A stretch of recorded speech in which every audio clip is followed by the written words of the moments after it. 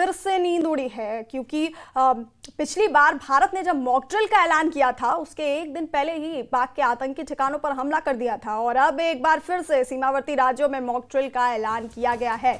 पाकिस्तान से सटे राज्यों में कल यानी 31 मई की शाम को मॉक ड्रिल होगी। गुजरात, पंजाब, राजस्थान, जम्मू कश्मीर में मॉक ड्रिल के जरिए लोगों को सतर्क रहने की हिदायत दी जाएगी और नागरिकों को युद्ध के हालात से निपटने के लिए जानकारी दी जाएगी। तो एक बार फिर पाकिस्तान के लोगों की नींद उड़ी हुई है। ऐसा इसलिए क्योंकि पिछली बार भारत ने जब मॉक ड्रिल का ऐलान किया था तो उससे एक दिन पहले ही पाकिस्तान के आतंकी ठिकानों पर हमला किया था और अब एक बार फिर से सीमावर्ती राज्यों में मॉक ड्रिल का ऐलान है।